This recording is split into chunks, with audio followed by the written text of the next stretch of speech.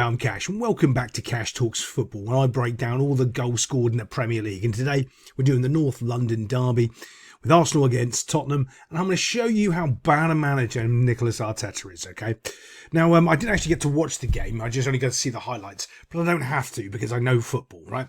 Let me just show you how Spurs scored on them, okay? And when I show you this, you're going to go, oh my God, how are these people managing in the Premier League? Right, so the amount of times that I talk about, if you want to score goals or defend goals, you stand in this D here from any corners or set pieces that put the ball into the box, because this is the centre of the field, if you didn't know, and this is where all the goals get scored. All right, the ball, if you can clear it there as a defender, you can make late runs in, but if you watch this corner routine and you see this guy here, Son, unmarked on the top of the D, right? You make sure that on the next set piece, you mark him, but you get someone close to him, because you cannot afford to have someone of that quality sitting there completely and utterly unmarked. Now, as this corner comes in, okay, Bosch, it goes over here, and they end up getting a shot and the keeper saves it, and he doesn't do anything.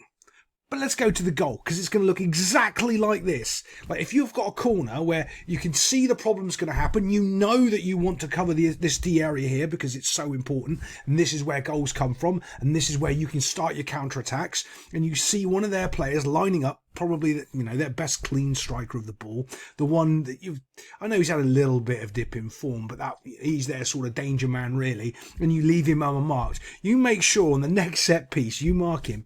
All this happens. Oh, look, it looks like a carbon copy of what we just saw.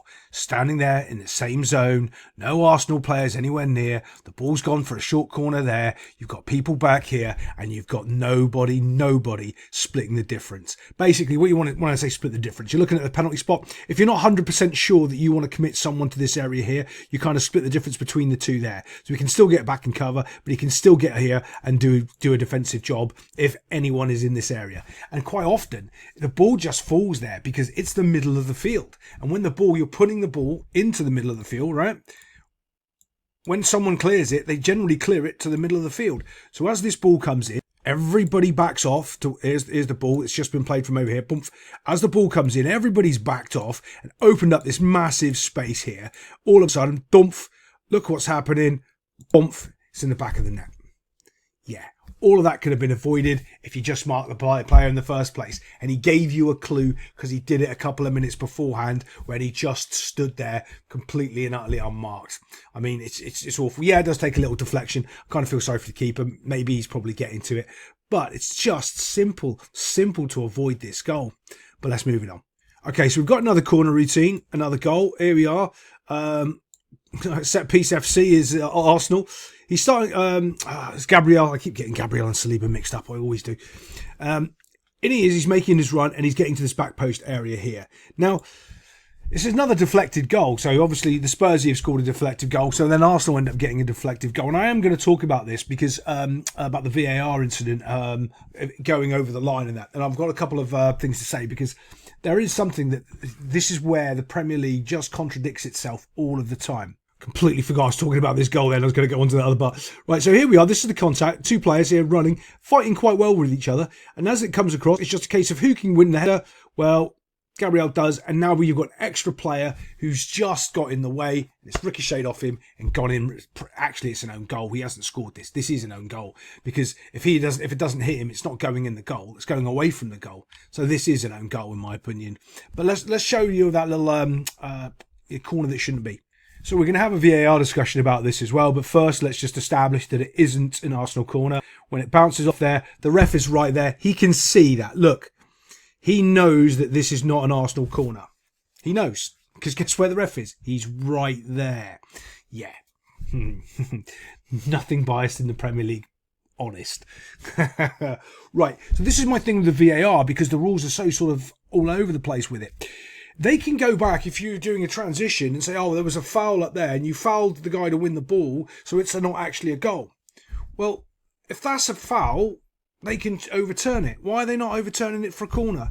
And I know they're going to say, oh, there's some sort of thingy in the rules and we're just sort of, we want to misinterpret it and so we can give them the goal. Like, you can't have it both ways. You can't say, right, we're gonna investigate, 30 seconds back and there was a foul in the build-up play, so that you can't have the goal. But now we're not going to look at that and say it's not a corner because blatantly it's not a corner. You can't do both. You've got to basically either do both or do neither, in my opinion. Anyway, you can't have people having corners and scoring from them when it's blatantly not a corner, and we've got VAR who's looking at decisions to make sure that everything's right. To me, it's just baffling, or it's just really, really, really corrupt. It's like you can have a referee right there looking at a ball going out of play and seeing, oh no, it's definitely not a goal kick. All right, mate. All right. But yeah, let's move it on. This is actually pretty poor play from Spursy, right? So you've got one of his teammates is isolated. You can see here 1, 2 players. That's pretty much the only people that can really be involved. He can't because he's got to run past that player there. He can run into that space and ask and demand the ball there. He can run into the space there and maybe ask and demand for the ball there, right? Yeah, no, I know that player. It's probably Declan Rice is going to track him in there. But this guy has just been caught. He's in a place where he can't go back. He's got a player, can't go forward, and he can go this way, but he really like just to pass the ball, bang it over here to someone running in, right? But there's no movement from the Spursy team at all. Look, boom, look, there's a little bit, it's not enough. He's not sprinting in and really realising his teammate's in danger. Great tackle, just nicks the ball, and now they're just off to the races. Spursy are not too bad, but they're going to do the standard Premier League thing and never go to actually pressure the ball. I still don't know how I zoom in, by the way. It just happens every now and again. Yeah, brilliant.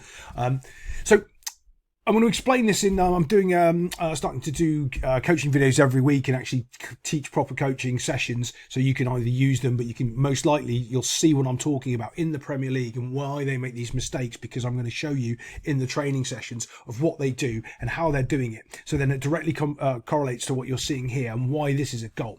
Right. So what you've got 1, 2, 3, 4 players back. Okay, great. So what's the most important thing is the ball, right? Do we get pressure on the ball when Odegaard makes this pass out wide? Let's watch. Not really. Look, he's running back. He's not even trying to run across the space and cross over to there. They're all just busy holding their shape and no one's really pressuring the ball. Well, is that a problem? Yes, because instead of running on a curved run here, you've run on a flat line here, and his first touch from here was to move the ball to there, and there's still no one anywhere near him, because going to the football in the Premier League is not a priority any time whatsoever. They just know we're in our little shape. Who are you marking back here? Nobody. But it's all right. So what about the football? Don't worry. We don't need to worry about the football. Yeah, you do. Now he's taken a couple of touches and managed to get into the 18-yard box. And I'm sorry I can't play it all in one little long line. He's managed to do that all the way into the 18-yard box. Bearing in mind, he picked up the ball just inside the first third. So, halfway line, 18-yard box. If you drew a line in between the two, that's where he picked the ball up. And there was loads of Spurs players, 4. And no one actually went to the ball. And by the time they do, he's taking a shot and smashed it into the back of the goal. It's baffling. It is baffling. It's not baffling. I know why they're doing it. Yeah. But I'll explain that. I'll give you a little brief overview of why they do it. So what ends up happening is, especially when you have ex-footballers coaching, they automatically assume that you know what they know because you're a player and they're a player, if that makes sense. So they know that the basic fundamentals of going to the ball, how to cover a defender and do all of this stuff, they automatically assume that you know that because they know it, right? So when they do coaching courses and they get more information put into their little tiny brains because they're ex-footballers, what they end up doing then is wanting to teach the new stuff that they've learned and forgetting what made them a good player was knowing all the old stuff.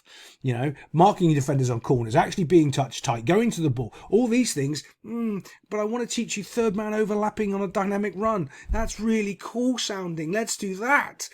So they forget a lot of the basics. When you're doing a transition right there, the first thing you want to do is get a man in front of the ball to slow it down. They just don't. They're just dropping off. Other than that, I'll be going on a rant. So I'll see you next time on Cash Talks Football.